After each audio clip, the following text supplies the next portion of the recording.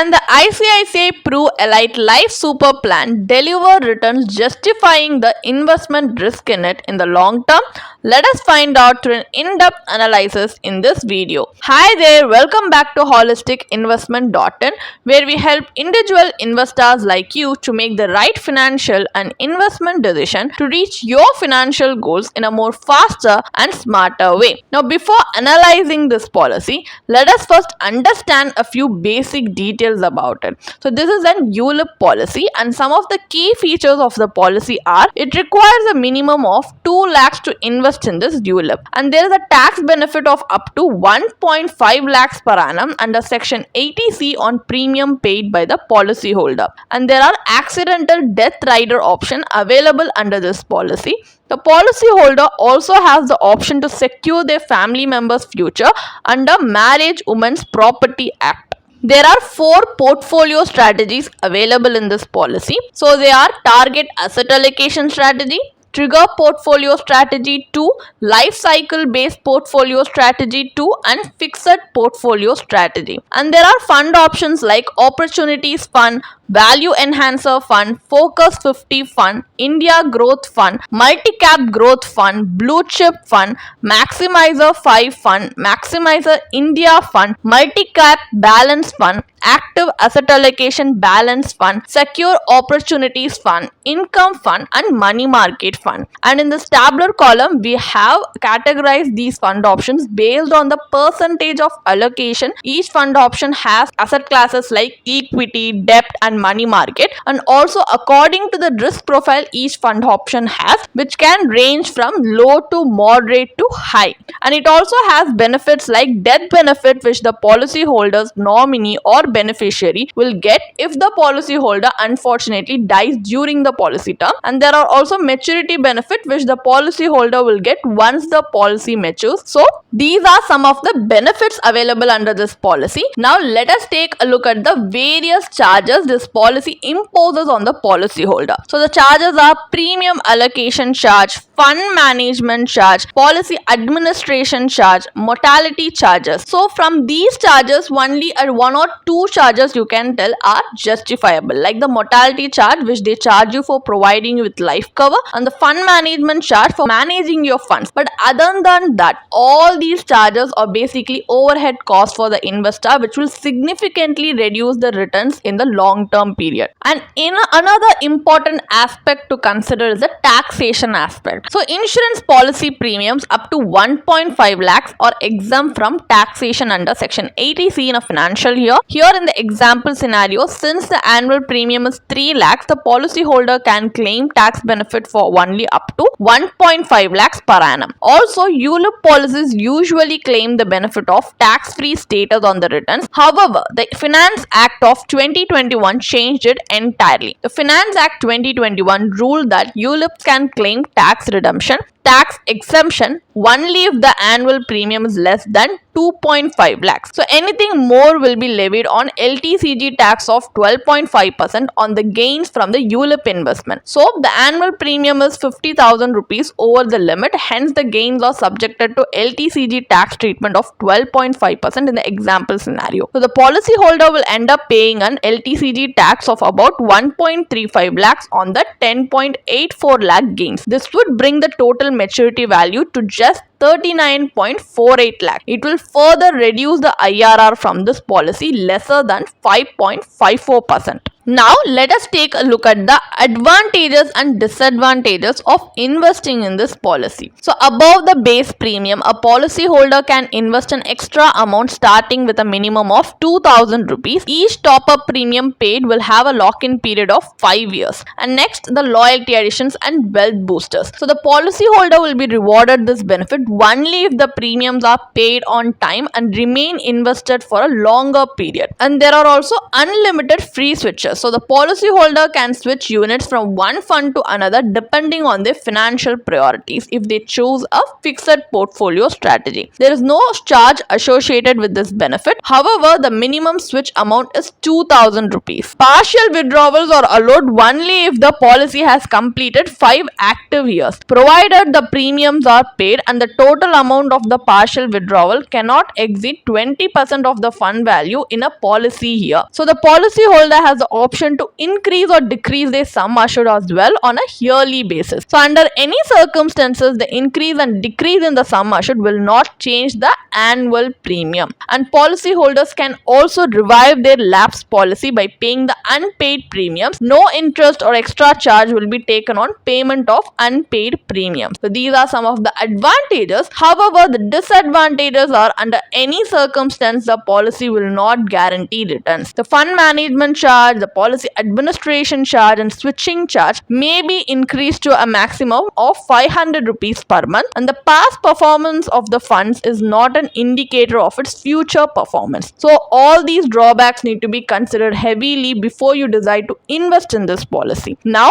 as we have a basic idea about this policy, let us move on to the analysis part of the video. First, where we are going to understand the key features between ULIP and PPF. So ULIP is basically an investment cum insurance policy, while PPF is a pure investment instrument, and the lock-in period for ULIP is 5 years, while for PPF it's like 15 years. And based on the aspect of liquidity, partial withdrawals are allowed after the 5th policy year. Partial withdrawal is permitted only after 7 years in the PPF. And in returns, as ULIP policy, it has market link returns, so the return is dependent on the fund performance. And in the terms of PPF, guaranteed returns by GOI compounded annually. And in terms of tax benefit, ULIP has tax benefits under Section 80C of Income Tax Act 1971. So in maturity, limited tax exemption on maturity value. But in PPF, tax benefit under Section 80C of Income Tax 1971 applies here, and the returns are completely tax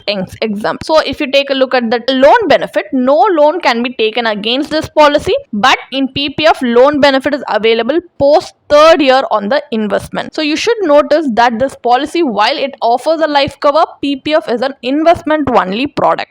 And for investments, let us see what the PPF has in store for an investor. We shall consider investing the limit of 1.5 lakhs per annum until maturity. So the interest rate in PPF for the quarterly 25 to 26 is 7.1% per annum. So even though PPF has a lock-in period of 15 years, let's see what are the assured earnings at the end of the 15th year in PPF. So as you can see, the compounding table PPF has been presented on the screen for your reference. You can see that by the end of the 15 year, even after investing 7.5 lakh lesser than the ICICI policy, you will have an assured return of 40.7 lakhs. Even though the investor cannot invest more than 1.5 lakhs per annum in PPF, it should not be a serious concern. It is because PPF or ULIP Section 80C allows only 1.5 lakh tax exemption, and the return from the PPF is tax free with returns assured by the Government of India. Also, you have the room to explore better investment opportunities to invest the excess 7.5 lakh. Because PPF has an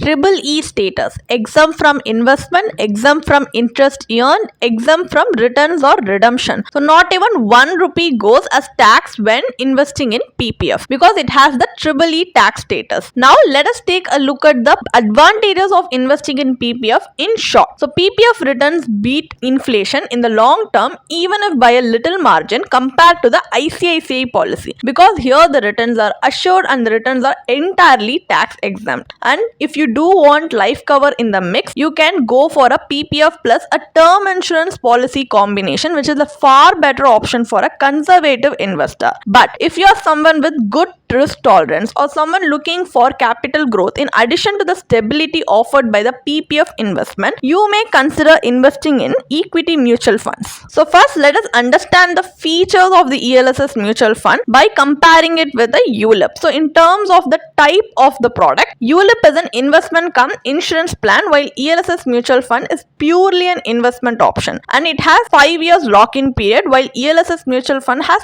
3 years lock-in period. And the liquidity is in terms of that partial withdrawals allowed post fifth policy year in ULIP, but in ELSS mutual fund, if the ELSS investment is done in lump sum, then the entire amount can be withdrawn after 3 years. But the point to be noted here is that if the ELSS investment is done through SIP mode, every installment gets locked for 3 years, and after 3 years these SIP installments can be withdrawn in full amount. And in terms of returns, the return is dependent on fund selection and the performance of the underlying assets. So in terms of returns in ELSS, the rate of return completely depends upon the market. And in terms of tax benefit, both ELSS and ULIP has a tax benefit under Section 80C of Income Tax Act of 1971, and both these options do not have loan options as well. So now let us calculate the likely return from an ELSS mutual fund. So here the investment is 3 lakhs annually for 10 years as it was with the ICICI policy. So we are going to assume a very conservative 12% CAGR for the ELSS mutual fund. Though equity funds can deliver better returns in the long term, and ELSS mutual fund has also outperformed